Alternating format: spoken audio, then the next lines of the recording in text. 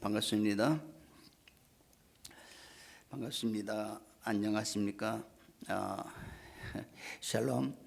샬롬 하면은 믿음의 말 같고, 안녕하십니까 하면은 아닌 것 같고 그러죠.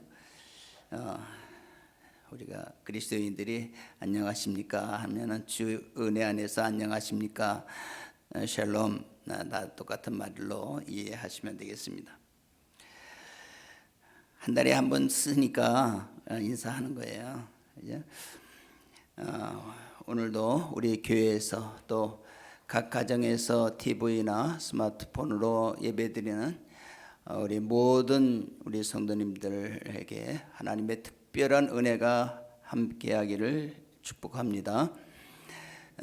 은혜라는 말, 하나님의 은혜가 있을지어다. 은혜라는 말, 우리 그리스도인들이 제일 많이 사용하고 또 기뻐하고 감사하는 최고의 언어입니다.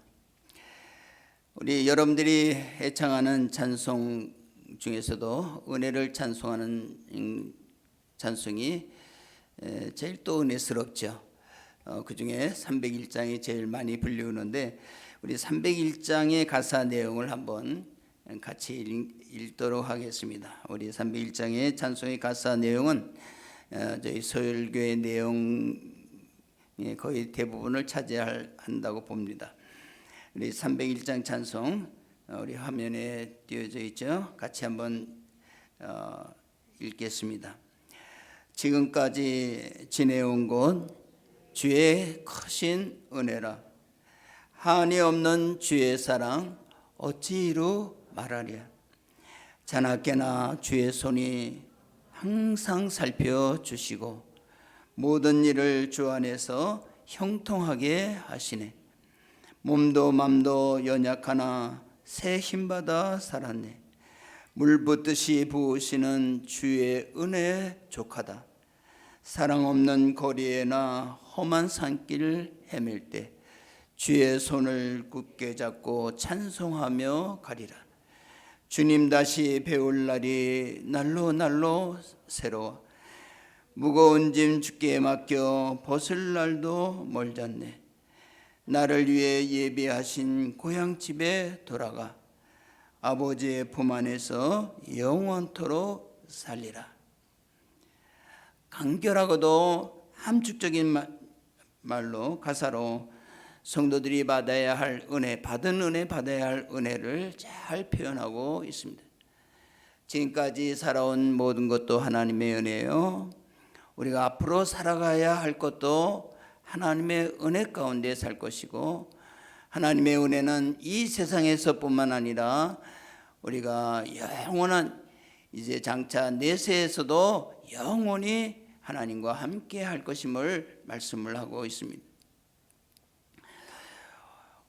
오늘 여러분이 함께 읽은 본문도 내게 주신 은혜로 말미암아, 내게 주신 은혜로 시작하고 있습니다. 본문이 있는 로마서는 바울이 성령의 감동함을 받아 기록한 하나님의 말씀이죠. 그러므로 내게 주신 은혜로 말미암아라는 말은 바울이 받은 은혜를 고백하고 있음을 볼 수가 있습니다. 바울이 하나님께로부터 받은 놀라운 은혜가 무엇일까요? 죄사함의 은혜, 곧 구속의 은혜입니다. 바울은 로마서 1장부터 11장까지에서 모든 사람들이 죄를 범하였음에 모든 사람, 한 사람도 빠짐없이 모든 사람들이 죄를 범하였음에 하나님의 의를 이루지 못하더니 오직 예수 그리스도의 은총 구속으로 말미암아 하나님의 의를 이룰 수 있게 되었다는 사실을 기록하고 있습니다. 로마서의 요절이라고 할 수 있는 로마서 8장 1절과 2절을 한번 같이 살펴보겠습니다. 바로 앞에 있죠. 로마서 8장 1절 2절은 어떻게 말씀하고 있습니까? 로마서의 요절이라고 그랬죠. 같이 읽겠습니다. 시작. 그러므로 이제 그리스도 예수 안에 있는 자에게는 결코 정죄함이 없나니 이는 그리스도 예수 안에 있는 생명의 성령의 법이 죄와 사망의 법에서 너를 해방하였습니다. 사람이 죄와 사망의 법에서 구원할 수 있는 오직 한 길은 예수 그리스도의 십자가의 은혜밖에 없다는 것을 말씀하고 있습니다. 그리고 바울 자신이 그 은혜를 받은 자라고 말씀하고 있습니다. 바울은 믿음의 아들 디모데에게 보내는 서신에서 이렇게 기록을 하고 있습니다. 밑보다 모든 사람이 받을 만한 이 말이요, 그리스도 예수께서 죄인을 구원하시려고 세상에 임하셨도다. 죄인 중에 내가 괴수니라. 밑보다 모든 사람이 받을 이 말이요, 밑보다 신실하다, 확실하다, 모든 사람들이 받을 이 말이요, 죄인을 구원하시려고 예수님께서 세상에 임하셨도다. 그런데 내가 죄인 중에 괴수다. 죄인을 구원하려 세상에 임하신 예수님으로 말미암아 죄인 중에 괴수인 자신이 사함을 받고 하나님의 자녀가 되고 마침내 그리스도의 제자가 되었다는 사실을 감격스럽게 고백하는 내용입니다. 하나님의 놀라우신 사랑이라고 바울은 고백하고 있습니다. 하나님의 놀라운 은혜. 여기에서 나온 찬송이 305장 어메이징 그레이스, 놀라운 하나님의 은혜입니다. 나 같은 죄인 살리신 주 은혜 놀라워 잃었던 생명 찾았고 광명을 얻었네. 존 뉴턴 목사님이 가사 지은 곡이죠. 존 뉴턴 목사님은 정말 어떻게 보면 어린 시절을 개차반으로 살았던 분입니다. 나중에 노예 상선에 이제 취직을 해서 나중에 선장이 됐습니다. 나중에 노예를 사고 파는 일까지 저지르고 많은 노예들을 죽음으로 몰아넣었던 사람입니다. 나중에 그리스도를 영접하고 자신의 죄가 얼마나 큰지를 깨닫게 됩니다. 그런데 자기와 같은 이렇게 정말 천인공노할 자신을 구원해 주셔서 하나님의 자녀가 되게 되었다는 사실을 너무나도 감사해서 이 찬송을 지은 것입니다. 세계 사람들이 제일 많이 애창하고 제일 최고의 가수가 이 노래를 부르게 되죠. 하나님의 은혜를 깨닫는다는 사실이 참 귀합니다. 이제 하나님의 은혜를 깨달은 바울은 변하여 새 사람이 됩니다. 인생의 주인이 내가 아니라 하나님이라는 사실을 깨닫게 됩니다. 내가 노력하면 이루는 사람이 되고, 내가 노력하면 하나님의 영광을 이룰 수가 있고, 다 내가 중심이 되는 그런 삶을 살았던 바울이 이제는 그게 아니라는 사실을 깨닫게 됩니다. 내가 아무리 노력한다고 해도 하나님의 의를 이룰 수가 없고, 내가 아무리 노력해도 하나님의 영광이 될 수 없다는 사실을 깨닫게 됩니다. 의를 이룰 수 있는 것도 하나님의 은혜요, 내가 하나님의 일을 하는 것도 하나님의 은혜 아니면 할 수가 없다는 것을 깨닫게 되는 것입니다. 하나님의 은혜를 깨달은 후에 바울은 이렇게 고백합니다. 내가 나 된 것은 하나님의 은혜로 된 것이니 내게 주신 은혜가 헛되지 아니하여 내가 모든 사도보다 더 많이 수고하였으나 내가 한 것이 아니요 오직 나와 함께 하신 하나님의 은혜로다. 내가 나 된 것은 하나님의 은혜로 된 것이라고 고백을 합니다. 그리고 내가 수고한 그 모든 것도 하나님의 은혜로 된 것이라고 고백을 하고 있습니다. 바울은 이제 은혜의 사람이 된 것입니다. 과거에는 아무리 자기가 신앙생활을 잘한다고 했고 아무리 자기가 기고 날고 했어도 하나님의 은혜 밖에 있었던 사람. 그런데 이제 하나님의 은혜 안에 있는 사람이 되었습니다. 하나님의 은혜 안에 있는 사람은 감사가 넘치게 됩니다. 기쁨이 있게 됩니다. 한 가지 일을 해도 기쁨으로 합니다. 감사로 합니다. 사랑하는 성도 여러분, 여러분들도 은혜의 사람이 되시기를 축복합니다. 은혜로 시작해서 은혜로 마치는, 은혜로 살아가는 은혜의 사람. 여러분들이 지금 이 자리에 앉아 있는 것도 하나님의 은혜인 줄 압니다. 은혜가 아니면은 우리가 감히 하나님 앞에 설 수가 없고 하나님께 예배할 수가 없는 것입니다. 여러분의 직분을 맡아서 하나님의 교회를 위해서 수고하는 것도 하나님의 은혜인 줄 압니다. 제가 어떻게 이 자리에 설 수 있어요? 하나님의 은혜로 선 것입니다. 나 같은 죄인이 어떻게 하나님의 앞에 설 수가 있어요? 감히 설 수가 없죠. 그러니까 하나님께 정말 감사하는 것입니다. 나 같은 죄인을 어떻게 하나님께서 하나님의 자녀가 되게 해주시고 목회자가 되게 해주셨습니까? 감사하는 거예요. 제가 누구를 흉볼 자격이 없기 때문에 흉볼 수 없는 거예요.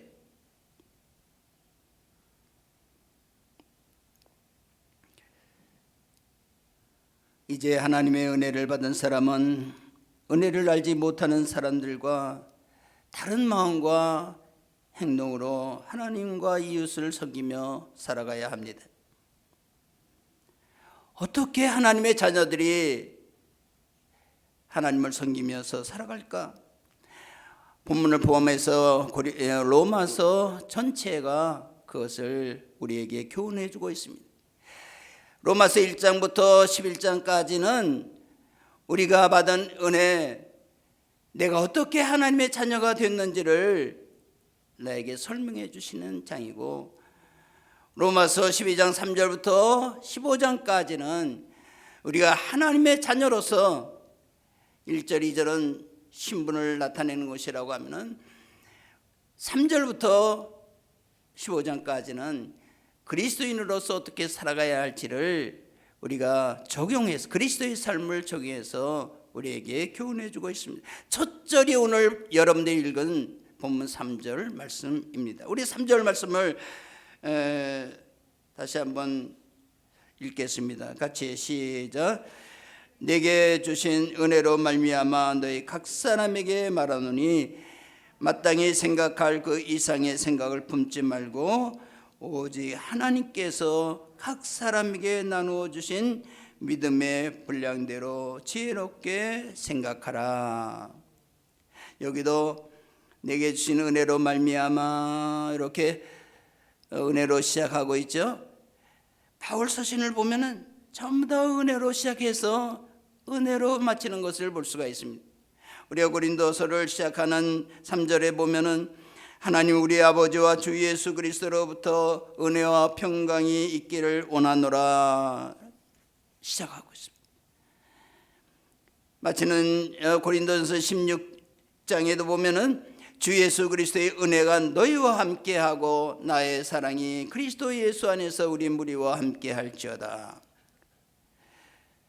은혜로 마치는 것을 볼 수가 있습니다. 모든 서신서가 은혜로 시작해서 은혜로 마칩니다. 은혜 아니면 우리가 살 수도 없고 아무 소망도 없습니다. 여러분들의 삶이나 직분을 행함에 있어서 언제나 은혜로 시작해 은혜로 마치는 여러분들이 되어야 합니다. 바울이 자기에게 주신 은혜로 한 첫 번째 권면이 무엇입니까? 마땅히 생각할 그 이상의 생각을 품지 말고, 마땅히 생각할 그 이상의 생각 무엇입니까? 우리 그리스도인들이 마땅히 생각해야 할 기준이 있습니다. 그리스도인들이 생각의 기준이 무엇입니까? 하나님의 말씀이죠. 마땅히 생각할 생각에 그 이상을 품지 말고, 그러므로 우리 그리스도인들은 항상 하나님의 말씀을 귀하게 여기고 하나님의 말씀이 나에게 무엇을 말하는지를 항상 생각해야 됩니다. 우리가 하나님의 말씀을 잘 알지, 뜻을 알지 못하면 절대 우리가 올바른 삶을 살 수가 없습니다. 하나님의 말씀을 잘 읽고 우리가 공부해야 할 이유도 여기에 있죠. 여기에서 그 이상의 생각을 품지 말라. 그 이상은 무엇입니까? 이 뜻은 무엇에 반하여 무엇을 넘어서라는 뜻을 가지고 있습니다. 하나님의 말씀에 반해서, 반대로 하나님의 말씀을 넘어서 하나님의 말씀을 이렇게 하는데 내가 그것을 더 지나치게 생각하고 내가 곡해해서 내 뜻대로 행해서는 안 된다는 것입니다. 항상 우리 직분자들은, 우리 하나님의 성도들은 하나님의 뜻에 반해서 넘어서가 아니라 항상 하나님의 뜻의 기준에서 하나님의 말씀에 순종해서, 하나님의 말씀을 이렇게 하라 그러면 순종해서 예, 내가 하겠습니다. 하나님께서 이렇게 하지 말라 그러면 네, 그렇게 하겠습니다. 미워하지 말라 하면은 미워하지 않으면 돼요. 근데 사람들은 자꾸만 거기다가 이유를 붙여서 나는 이렇게 하니까 할 수 없이 미워할 수밖에 없습니다, 하나님. 이렇게 생각하는, 얘기하는 사람이 많아요. 이유가 없습니다. 이렇게 하라, 사랑하라 그러면 사랑하면 되는 거예요. 아내를 사랑하라 그러면 사랑하면 되는 거예요. 여러 하니까 나는 아내를 사랑할 수가 없습니다. 안 되는 거예요. 이유가 없어요. 시어머니를 사랑하라 그러면 사랑해야 돼. 예? 어떻게 사랑하든지 사랑하는 면으로 가야 돼. 어렵지요? 사랑은 어렵습니다. 말씀이 가리키는 핵심이 무엇입니까? 여러분들이 하나님의 계명의 핵심이 무엇입니까? 어렵게 생각해서는 안 돼요. 우리 계명의 핵심은 구약의 모든 계명을 예수님께서 함축적으로 말씀해 주셨어요. 첫째는 하나님을 사랑하는 것이고, 둘째는 내 이웃을 내 몸과 같이 사랑하는 것이다. 사랑하는 것입니다. 신약의 모든 말씀, 모든 계명을 자세히 보세요. 사랑을 어떻게 하면은 우리에게 적용시킬 것인가? 거기에 다 초점이 맞춰져 있어요. 겸손한 것도 사실 사랑하기 때문에 겸손해지는 거예요.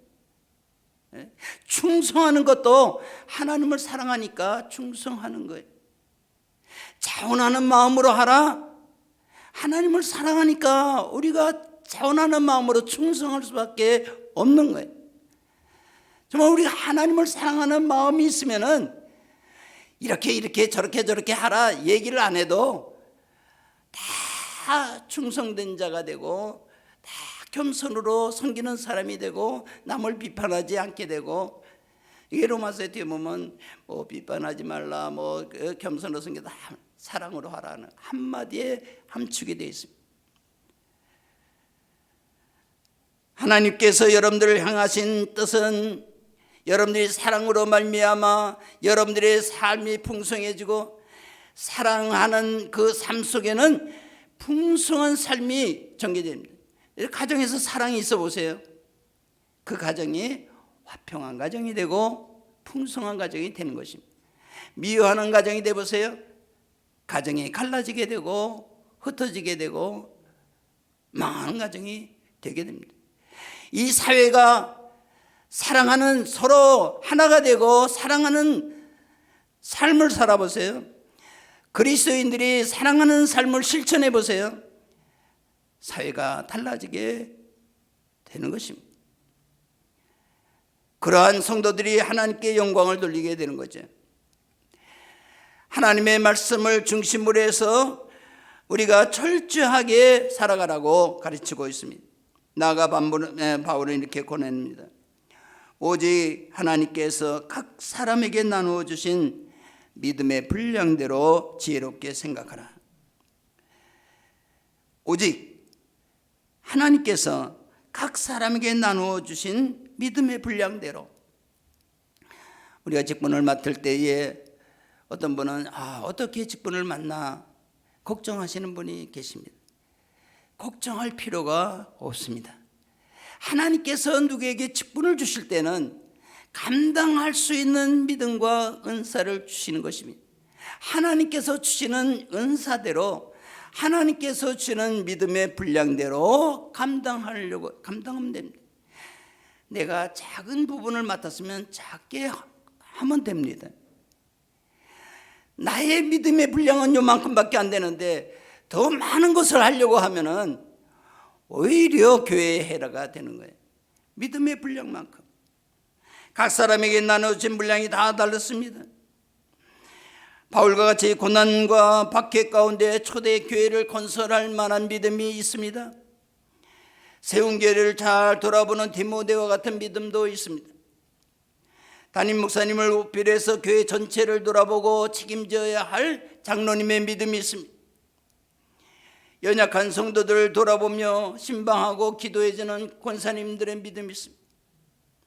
교회의 구석구석을 살피며 재정을 돕는 집사님들의 믿음이 있습니다.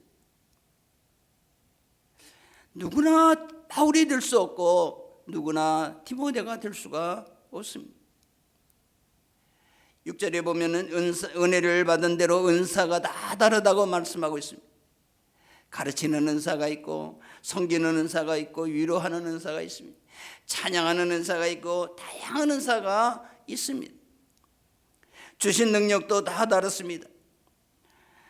어떤 분은 받은 바 재물이 넉넉해서 헌금을 많이 내는 분도 있습니다. 감사하는 거지, 일이죠.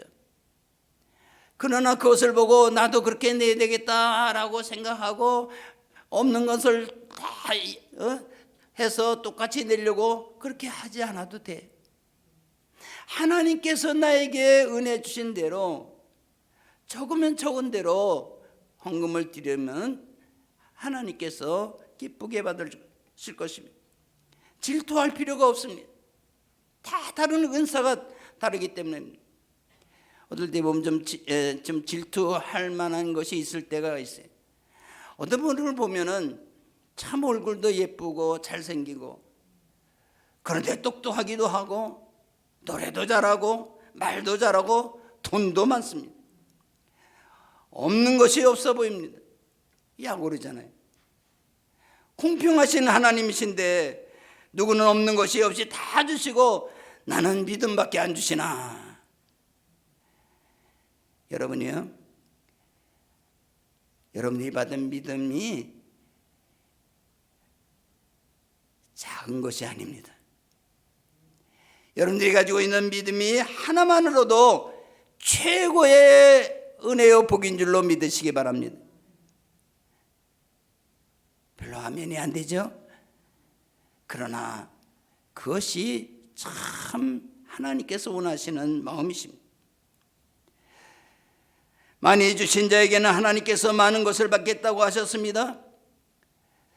적게 받은 것이 또한 복인 줄로 믿으시기 바랍니다. 많은 재능을 갖고 많은 것을 받은 사람에게는 하나님께서 많은 것을 요구하십니다. 나는 조그만 재능을 주셨으니 나는 조금 하나님께 드려도 하나님께서 기쁘게 받으시니 그것도 괜찮잖아요. 없는 중에 부족한 중에도 우리는 얼마든지 은혜 받은 삶을 누릴 수가 있습니다.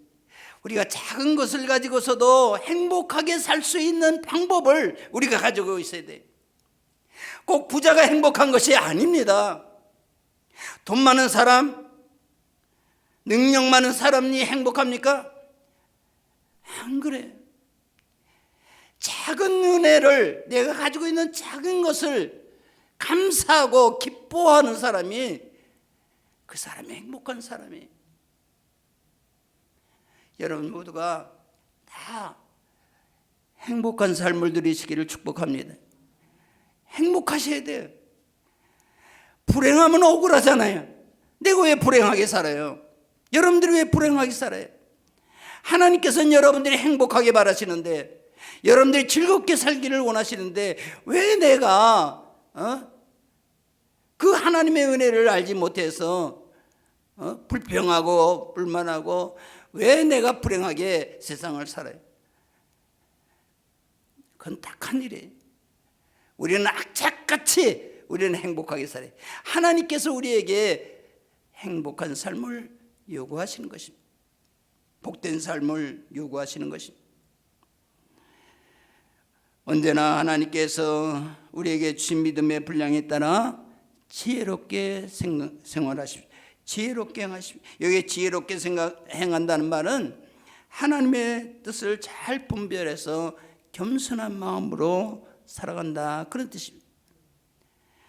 하나님께서 나에게 주신 믿음의 분량에 따라서 자꾸만 앞서 나가려고 하지 말고, 뒤처져서 따라가지도 말고, 하나님께서 나의 주신 은혜대로 우리가 최선을 다해서 행하면 안 되는, 내가 받지도 않은 것을 하려고 애쓰다가 시험에 들지 말고, 그냥 내게 주신 은혜대로 작은 것을 내가 받았으면 작은 것을, 한 달란트를 받았으면 한 달란트를 하나님께 드리면 되는 거예요.